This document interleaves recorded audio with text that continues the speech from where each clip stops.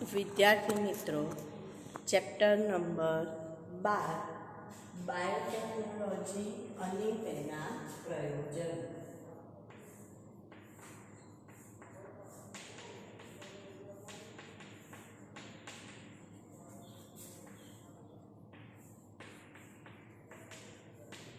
હવે આપણે બાયોટેકનોલોજીની વાત કરી ગયા કે કોને બાયોટેકનોલોજી કહેવાય, કે જે પણ સૂક્ષ્મ જીવ છે એની નિપજોનો ઉપયોગ અથવા વનસ્પતિ કે પ્રાણીઓની નિપજોનો ઉપયોગ માનવ કલ્યાણ માટે કરવા માટેની જે ટેકનોલોજી એને આપણે બાયોટેકનોલોજી તરીકે ઓળખીએ છીએ. હવે એની અંદર આપણે જે એના પ્રયોજનો અને સંશોધન ક્ષેત્રની વાત કરીએ તો જનીનિક રીતે રૂપાંતરિત સૂક્ષ્મજીવોની વાત કરવામાં આવે છે. જનીનિક રીતે રૂપાંતરિત સૂક્ષ્મજીવ એટલે કેવા રૂપાંતર? જનીનિક રીતે રૂપાંતરિત સૂક્ષ્મજીવ એનો મતલબ શું? તો એનો મતલબ એવો થાય કે આપણે કોઈ પણ બે જે સૂક્ષ્મજીવો છે એના જનીનોને ભેગા કરીએ છીએ, અથવા કોઈ પણ વનસ્પતિ હોય કે કોઈ પણ પ્રાણી હોય તો એમાં આપણને જે ઈચ્છિત લક્ષણો હોય એને ભેગા કરીએ અને એવા જે સજીવ હોય એટલે કે એક પ્રકારનું સંવર્ધન, અને એવા સજીવનો જ્યારે આપણે ઉછેર કરીએ અથવા એનો ઉપયોગ કરીએ તો એને આપણે જનીનિક રીતે રૂપાંતરિત સજીવ તરીકે ઓળખીએ છીએ. જેમ કે આપણે એક ઉદાહરણ લીધું હતું કે ટામેટાની અંદર બટેટાનું જ્યારે ગુણધર્મ કડકપણાનો ઉમેરવામાં આવે છે તો એના કારણે જે પેલા ટામેટા સડી જતા હતા, ઢીલા થઈ જતા હતા, એના બદલે કડક ટામેટા મળે છે. તો એને ટોમેટો નામ આપ્યું. શું નામ આપ્યું? ટોમેટો. બરાબર. તો આવી રીતના આ જે એક બાયોટેકનોલોજીનું પ્રયોજન આવું છે કે જનીનિક રીતે રૂપાંતરિત સૂક્ષ્મજીવો, ફૂગ, વનસ્પતિ, પ્રાણીઓનો ઉપયોગ કરે ફાર્માસ્યુટિકલ દવાઓ એટલે કે આપણે જે દવાઓ મેળવીએ છીએ, જે રસાયણ મેળવીએ છીએ એ મેળવી શકાય, અને જૈવિક પદાર્થોનું ઔદ્યોગિક સ્તરે ઉત્પાદન કરી શકાય. નાના પાયે નથી કરવાનું, આપણે બહુ મોટા પાયેનું ઉત્પાદન કરી એનો માનવ કલ્યાણ માટે શું કરવાનું છે? તો કે ઉપયોગ કરવાનો છે. સમગ્ર માનવ કલ્યાણમાં એનો ઉપયોગ કરવાનો છે. હવે એના માટે ચિકિત્સા શાસ્ત્ર, રોગ નિદાન, ખેતી એકલું ખાલી દવાઓ કે રસી શોધવાની વાત નથી. ખેતીમાં પણ તમે બાયોટેકનોલોજીનો ઉપયોગ કરી શકો છો. કઈ રીતના કરી શકાય? તો કે બીટી કોટન એ એનું સારામાં સારું ઉદાહરણ છે. તો બીટી કોટનમાં શું કરવામાં આવે છે કે એ વાત જે છે આપણે ડિટેલમાં હમણાં જોઈએ, પણ સામાન્ય વાત એવી છે કે એ એવા પ્રકારનું એક કપાસ ઉગાડવામાં આવે કે એના પાન જે છે, પત્તા, પર્ણ, એ જો ઈયળો ખાય તો ઈયળોને નુકસાન થાય છે, ઈયળો મરી જાય છે. એટલે એના કારણે ઈયળો પાકને નુકસાન કરી શકતી નથી. તો આ એક પ્રકારનું ખેતીમાં પણ એમ કે બાયોટેકનોલોજીનો ઉપયોગ કરી શકાય. એવી જ રીતના સિંગલ સેલ પ્રોટીન એટલે કે આપણે પ્રોટીનની માત્રા વધારે હોય તેવા પાક ઉછેરી શકીએ કે જેમાં પ્રોટીનની માત્રા વધારે હોય. હવે તો કદાચ મને એવું લાગે છે કે ભવિષ્યમાં એવા પાક પણ આવશે, નવા એવી વનસ્પતિ ઉગાડવામાં આવે કે તમે એ જ ખાઓ અને કે તમારામાં એટલી બધી ઇમ્યુનિટી વધી જાય કે તમારે બીજું કંઈ જ દવાઓ ખાવાની જરૂર પડશે નહીં. કદાચ હૈદરાબાદમાં કે એમાં તો કંઈક એવું એક વનસ્પતિ અથવા વેજીટેબલ વેચાય છે કે જેની કિંમત કંઈક 1500 રૂપિયા કેવી કંઈક છે, અને એ પણ કે એની અંદરથી તમને ભરપૂર માત્રામાં પ્રોટીન અને વિટામિન મળે છે. એવું શાક છે. તો જેના કારણે કે તમારે બીજી કોઈ દવાઓની જરૂર પડતી નથી, ઇમ્યુનિટી વધી છે. જેમ અત્યારે આપણે ઓઇલ જોઈએ છે તો ફૂડ ઓઇલની અંદર પણ એવું કહે છે કે ઇમામીનું કે કોઈ પણ ફૂડ ઓઇલ તમે જુઓ, ઇમામી કે કંઈ પણ, તો એની અંદર તમને એવું કહે છે કે ઇમ્યુનિટી વધારવાવાળું હવે ફૂડ ઓઇલ આવી ગયું. તો એવી જ રીતના આવા બાયોટેકનોલોજી હવે આ ક્ષેત્રમાં પણ ઝંપલાવશે અને એવી વનસ્પતિ પણ ઉગાડશે કે જેની અંદર આપણને ભરપૂર માત્રામાં વિટામિન્સની સાથે સાથે શું મળી રહે છે તો કે વિટામિન્સ અને તો એવા પાકોનો પણ એમ કે ઉછેર કરી શકાશે કે જે વિટામિનની ડેફિશિયન્સી દૂર કરશે, સાથે સાથે ઇમ્યુનિટી પણ એટલે કે તમારામાં રોગ પ્રતિકારક શક્તિ પણ વધારશે અને પ્રોટીનનો સ્ત્રોત પણ હશે.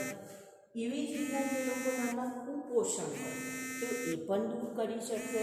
ઉર્જા ઓછી પડતી હોય કે જેનામાં શક્તિ ઓછી હોય તો એ શક્તિનો પણ સ્ત્રોત તરીકે એ ખોરાક જ પ્રાપ્ત કરી શકાય. તો બાયોટેકનોલોજીના 3 જટિલ સંશોધન ક્ષેત્ર છે.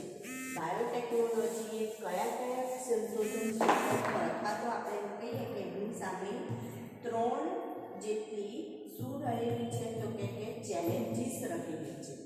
3 સંશોધન ક્ષેત્ર છે જેના ઉપર એ લોકો સારી રીતના કામ કરી શકે. તો પહેલું શું કહે છે, સૂક્ષ્મજીવ અથવા તો શુદ્ધ ઉત્સેચક મેળવવા. સૂક્ષ્મજીવ અથવા શુદ્ધ ઉત્સેચક મેળવવા. બરાબર, એ લોકો શું કરી શકે તો કે જરૂરી ઈચ્છિત લક્ષણોવાળા સૂક્ષ્મજીવ અથવા તો શુદ્ધ ઉત્સેચકો મેળવવાના છે.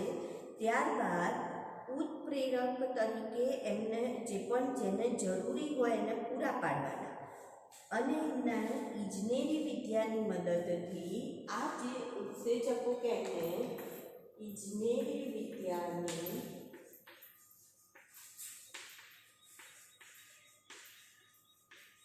મદદથી શુદ્ધ જે પણ ઉત્સેચક કે મેળવ્યું એને ઇષ્ટતમ તાપમાન પૂરું પાડવું.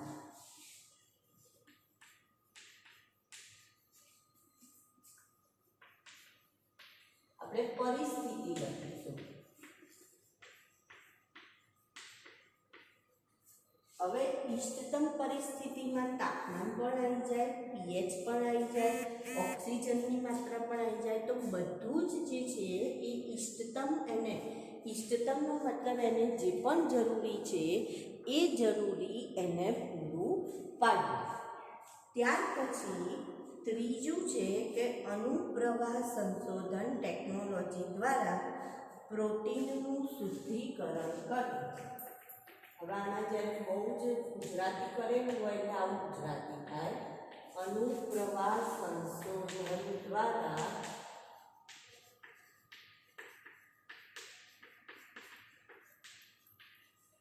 પ્રોટીનનું શું કરવાનું છે તો કે શુદ્ધિકરણ. ઇન શોર્ટ એ લોકોએ સૌથી પહેલાં શુદ્ધ ઉત્સેચક અથવા સૂક્ષ્મજીવ મેળવવાનો છે. ત્યારબાદ એ મેળવ્યા પછી એને શું કરવાનું છે તો કે એને જરૂરી જે પણ પરિસ્થિતિ હોય બધી પૂરી પાડવાની અને પૂરી પાડ્યા પછી પ્રોટીનનું શુદ્ધિકરણ કર્યા પછી આપણે એને ઉપયોગમાં લઈ શકીએ છીએ. તો આ એમના ક્ષેત્ર થયા છે. આ ક્ષેત્રે એમને કામ કરવું પડે. આ 3 ક્ષેત્રે એ લોકોએ શું કરવું પડે, કામ કરવું પડે. કારણ કે કોઈ પણ ધારો કે ઇન્સ્યુલિન ઉત્પન્ન કરવું છે તો ઇન્સ્યુલિન માટેનું ડીએનએ મેળવવું એ પણ એક ચેલેન્જ જ હોય એમના માટે કે ગમે ત્યાંથી એ લોકો ડીએનએ મેળવી શકે નહીં. ઇન્સ્યુલિન ક્યાં ઉત્પન્ન થાય તો કે લેંગરહાન્સના આપણા જે સ્વાદુપિંડ છે એ સ્વાદુપિંડમાં લેંગરહાન્સના કોષપુંજમાં. તો એમાંય પાછા આલ્ફા અને બીટા પ્રકારના કોષપુંજ હોય. તો એમાં આલ્ફા અને બીટા પ્રકારના કોષપુંજ જુદા જુદા પ્રકારના અંતઃસ્ત્રાવ ઉત્પન્ન કરતા હોય જે ગ્લુકાગોન અને ઇન્સ્યુલિન ઉત્પન્ન કરતા હોય. તો એમાંથી યોગ્ય કોષને પસંદ કરવાનું અને ત્યાર પછી એની અંદરથી જ એ લોકો આનો ઉપયોગ કરી શકે. જે પણ ઉત્સેચક મેળવવાનું હોય અથવા જે ડીએનએ મેળવવાનું હોય એ લઈ શકે. તો આવી રીતના એમને પહેલાં તો એની પસંદગી કરવી પડે, એને મેળવવું પડે, શુદ્ધ સ્વરૂપમાં મેળવવું પડે. મેળવ્યા પછી પાછું એને ઇષ્ટતમ જે જરૂરી હોય એવું તાપમાન, પીએચ, ઓક્સિજન એવું પૂરું પાડવું પડે. નહીંતર શું થાય, જો તાપમાન વધી જાય તો ઉત્સેચક કેવા બની જાય, તો કે નિષ્ક્રિય બની જાય, કાર્ય કરે જ નહીં. બરાબર, તાપમાન ઘટી જાય તો પણ ના કાર્ય કરે. એટલે એમને ઇષ્ટતમ પરિસ્થિતિ પૂરી પાડવી પડે અને ત્યાર પછી જ આવા જે પ્રોટીન છે એનું શુદ્ધિકરણ કરી એનો ઉપયોગ કરી શકાય. હવે આપણે જો આગળ વાત કરીએ તો નવો પ્રશ્ન આવે છે કે ખેતીવાડીમાં બાયોટેકનોલોજી. ખેતીવાડીમાં બાયોટેકનોલોજીનો ઉપયોગ કઈ રીતના કરી શકાય? ખેતીવાડીમાં બાયોટેકનોલોજીના પ્રયોજન.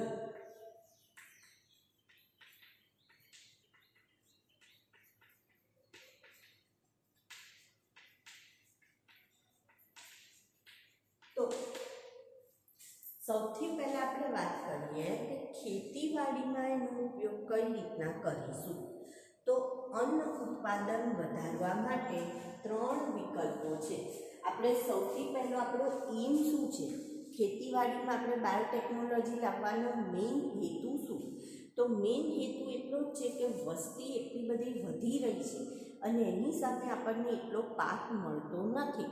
તો આ લોકો એવું વિચારે છે કે જો આપણે કંઈક એવી ટેકનોલોજી લાવીએ કે જેના કારણે આપણે રાસાયણિક ખાતરોનો ઓછો ઉપયોગ કરવો પડે. કેમ કે રાસાયણિક ખાતરોનો જ્યારે વધુ ઉપયોગ કરીએ છીએ તો આપણી જમીન કેવી થતી જાય છે, તો કે એની ફળદ્રુપતા નાશ પામતી જાય છે, જમીનને નુકસાન થતું જાય છે, પ્રદૂષણ વધતું જાય છે. તો આવા પ્રશ્નોનું નિરાકરણ કરવા માટે અને જે વધતી જતી માંગ છે એને પૂરી કરવા માટે, એટલે કે આપણી જે અન્ન ઉત્પાદન વધારવા માટે 3 વિકલ્પો છે. પહેલો વિકલ્પ છે એગ્રોકેમિકલ આધારિત ખેતી. કેવી? એગ્રોકેમિકલ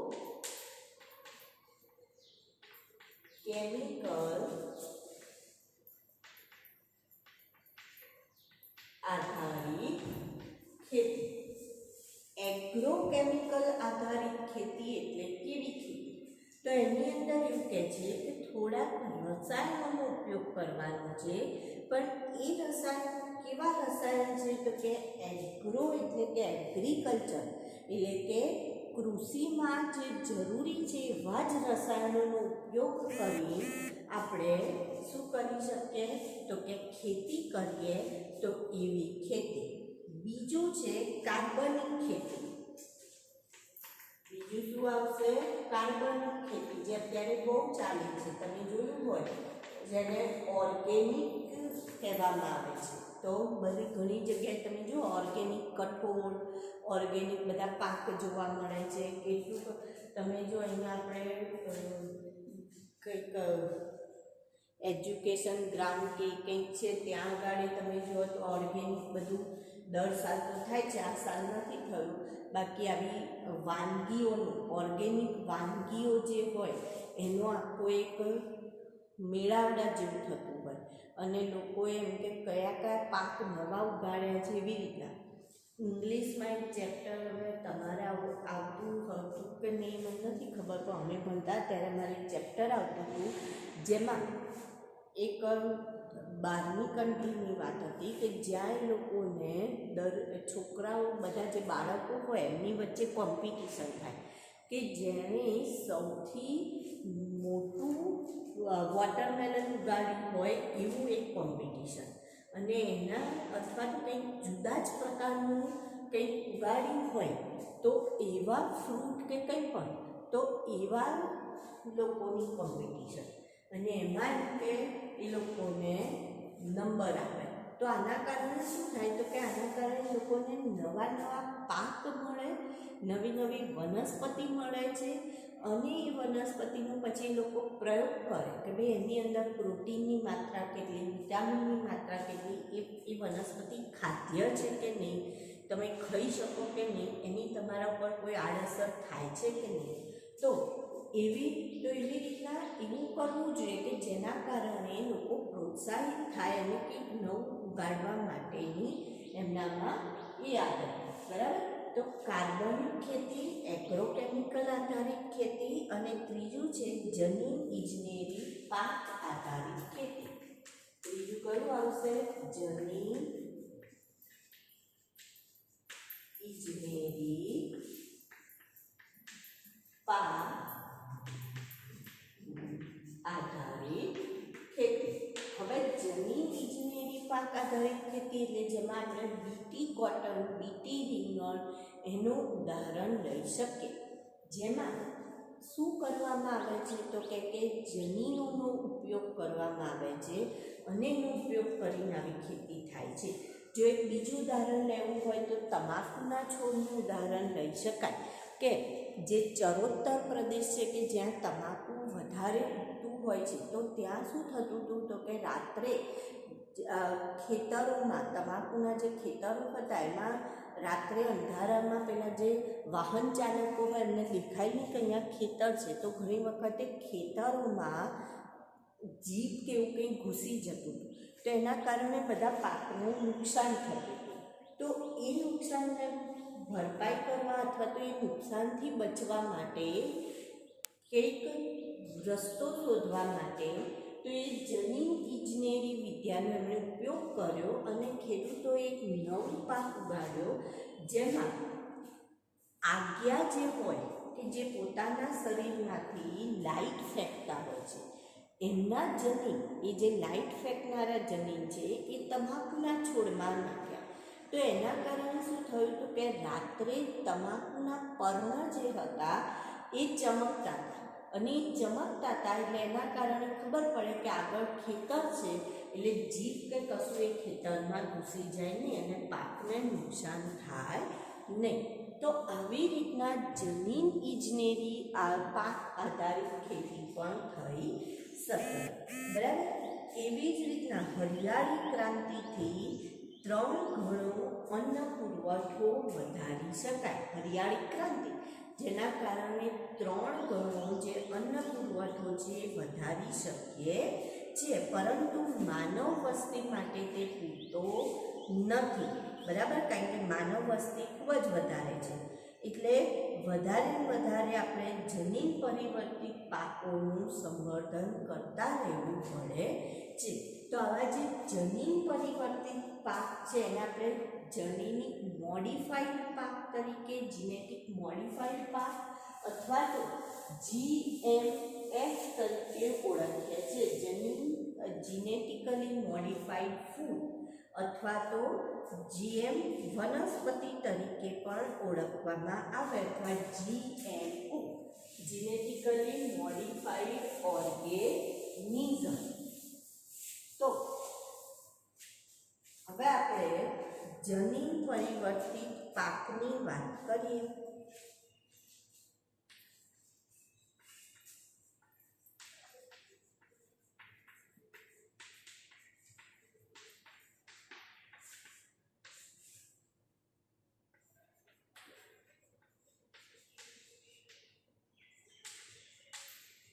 genetically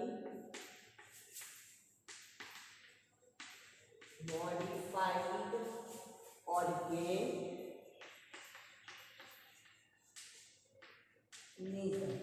હવે આમાં તોડફોડ કરેલા ઓર્ગેનિઝમ.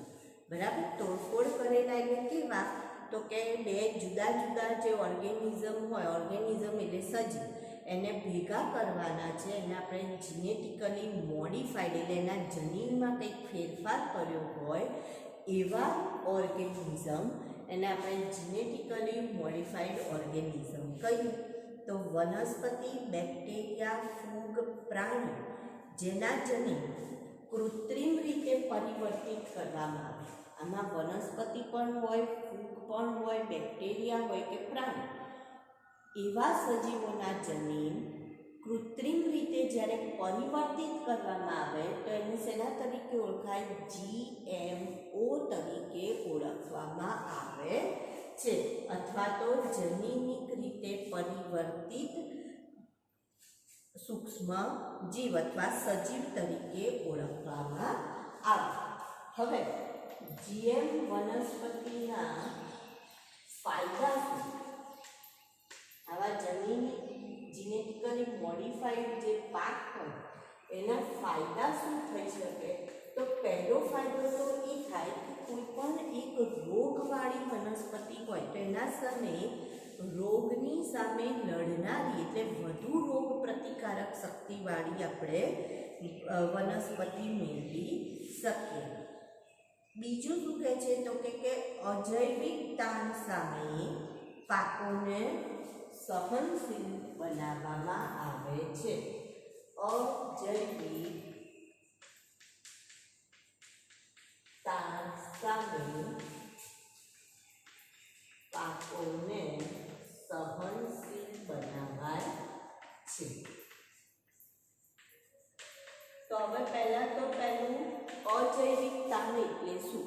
તો આપણે જેમ જોઈએ છે કે અત્યારે સાંભળ્યું હશે કે એવું આપણને સાંભળવા મળ્યું કે બહુ જ વરસાદ પડ્યો તો એના કારણે શું થયું તો કે બધો પાક કોહવાઈ ગયો. આવું જે તો અજૈવિક જે હોય છે એનો મતલબ કે એવી પરિસ્થિતિ કે જેમાં જીવ નથી. તો એવી કઈ પરિસ્થિતિ હોઈ શકે વનસ્પતિ માટે? તો ગરમીની પરિસ્થિતિ, વરસાદની પરિસ્થિતિ, ઠંડીની પરિસ્થિતિ. ધારો કે જો આપણે વાત કરીએ કે ઘઉં છે ત્યારે એને વાવવામાં આવે તો કે એને ઠંડી વધારે જોઈતી હોય અને ઠંડી પડે તો સારા ઘઉં થાય અને પછી આપણને ઉનાળામાં એનો પાક એની લણણી કરવામાં આવે. પણ જો એને એટલું પૂરતું તાપમાન જ ના મળે તો જે એનું ઇષ્ટતમ તાપમાન 1 થી 10 અંશ સેલ્સિયસ હોય એટલું ના મળે અને એના બદલે 15 કે 20 ડિગ્રી તાપમાન રહેતો તો શું થાય તો કે સારો પાક મળતો નથી. પણ જો આપણે જમીન મોડિફાઈડ કરેલું હશે તો એમાં એવો વાંધો આવતો નથી. એટલે અહીંયા એવું કહે છે કે અજૈવિક તાણ જેવા કે પાણીની અછત, ગરમી, ક્ષાર, ઠંડી, તો એની સામે એ પાકને કેવા બનાવી શકાય? સહનશીલ બનાવી શકાય. એટલે કે પાકને નુકસાન થતું નથી. બીજું, જંતુનાશક સામે રસાયણોથી છુટકારો મળે છે. એટલે એનો મતલબ એ પાક પોતે જ કેવા છે તો કે પોતે જ જંતુ પ્રતિઅવરોધક હોય છે. બરાબર? જંતુ પ્રતિરોધક પાક ઉગાડી શકાય. જંતુ પ્રતિરોધક પાક એનો મતલબ એ પાક પોતે જ કેવા છે તો પોતે એને જ જો એના જ પર્ણો ખાય ઈયળો તો ઈયળો મરી જાય છે. એટલે આપણે જંતુનાશક દવાઓનો છંટકાવ કરવાની જરૂર પડતી નથી અને એના કારણે જે પ્રદૂષણ ફેલાય છે પ્રદૂષણનો ભય રહેતો નથી. ત્રીજું, પાકની લણણી પછી થતું નુકસાન ઘટાડી શકાય. પાકની લણણી પછી થતું નુકસાન ઘટાડાય.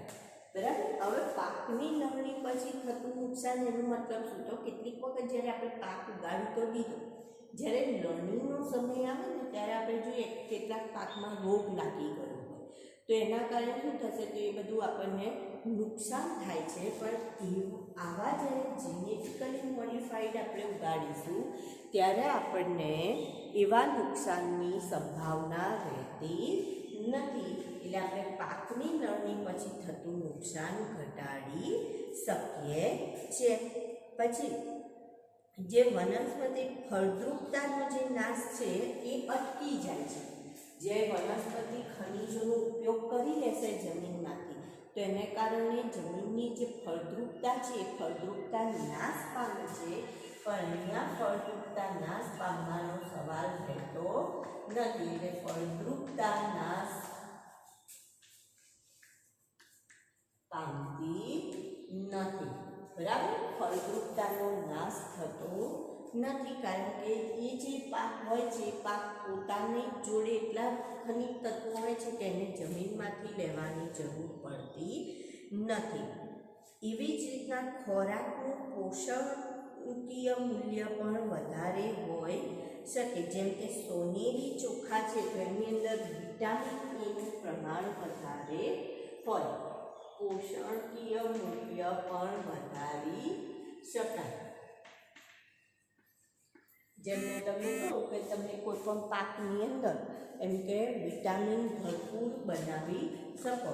તો આ જે સોનેરી ચોખા છે તો સોનેરી ચોખાની અંદર શું છે તો કે ગોલ્ડન રાઈસ કે જેમાં વિટામિન એનું પ્રમાણ વધારે છે. વિટામિન એનું મૂલ્ય કેવું છે? ગોલ્ડન રાઈસ, સોનેરી ચોખા. તો એમાં વિટામિન એનું મૂલ્ય ઊંચું છે. વિટામિન એ કેવું છે તો કે વધારે હોય છે. એવી જ રીતના જીએમનો ઉપયોગ કરવાથી, એવા પાકનો ઉપયોગ કરવાથી આપણે વિશિષ્ટ હેતુઓ માટેની વનસ્પતિના નિર્માણમાં આપણે ઉપયોગ કરી શકીએ. જેમ કે સ્ટાર્ચ માટે, ફાર્માસ્યુટિકલ દવાઓ માટે, સંશોધનો માટે કોઈપણ જગ્યાએ આપણે એનો ઉપયોગ કરી શકીએ છીએ. અને જંતુનાશકોનો ઉપયોગ ઘટાડી શકાય. જંતુનાશક દવાઓનો આપણે ઉપયોગ ઘટાડી શકાય છે. તો એનું ઉદાહરણ શું છે તો કે બીટી કોટન. એના ઉદાહરણમાં શું આવશે? બીટી કોટન એ એનું ઉદાહરણ છે. તો આ જીએમ વનસ્પતિના શું થયા? ફાયદા. હવે આપણે વાત કરીએ બીટી કોટનની.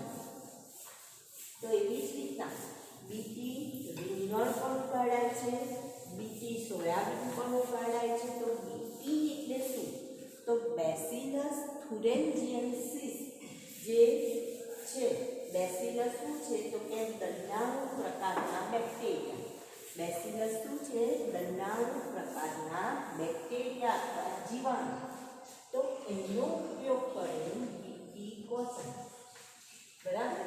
તો આ જે બેસિલસ થુરેન્જીએન્સિસ નામના બેક્ટેરિયા છે એની કેટલીક જાતો પ્રોટીનનું નિર્માણ કરે છે. બેસિલસ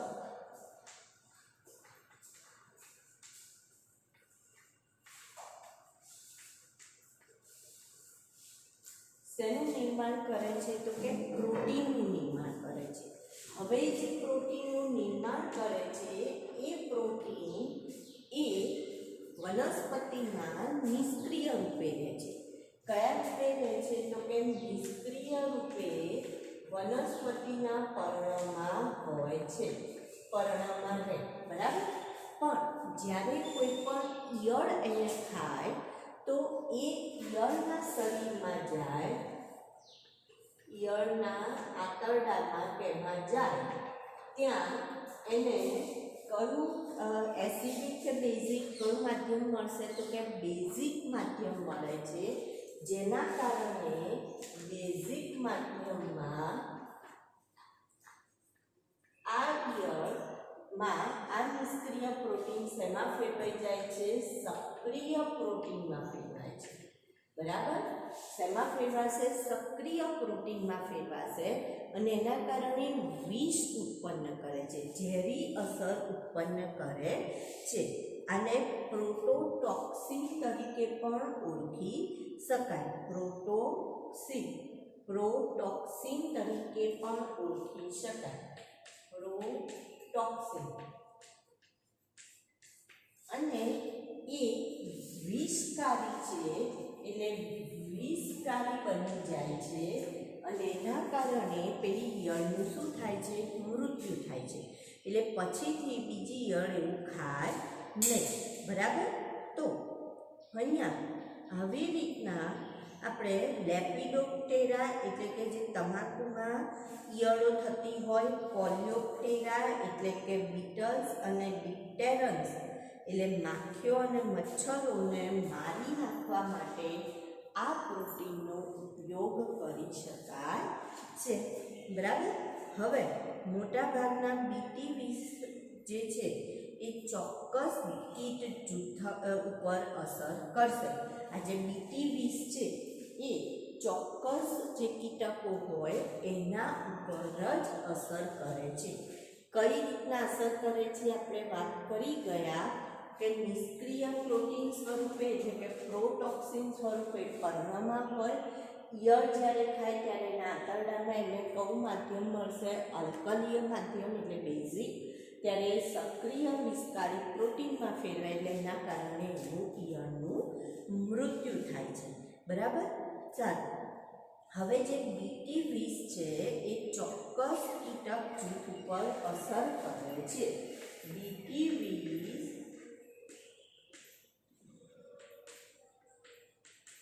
ચોક્કસ કીટક જૂથ ઉપર અસર કરે. જેમ કે એનું ઉદાહરણ આપેલું છે આપણને અહીંયા, Cry1AC દ્વારા જે બને છે એને ક્રાયજનિન કહેવામાં આવે છે.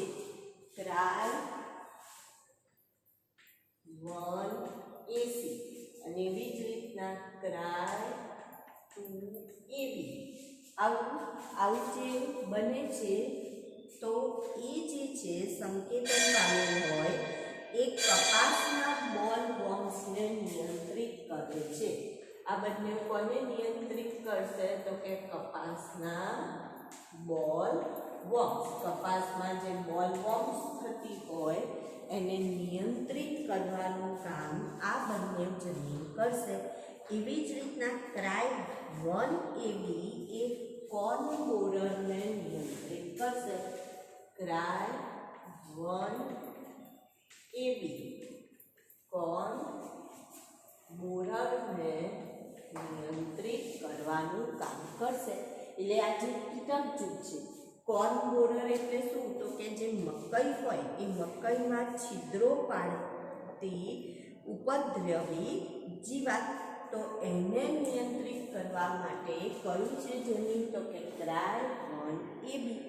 Cry1AC અને Cry2AB એ તેને નિયંત્રિત કરે છે તો કે કપાસના બોલવોર્મ્સને નિયંત્રિત કરે છે.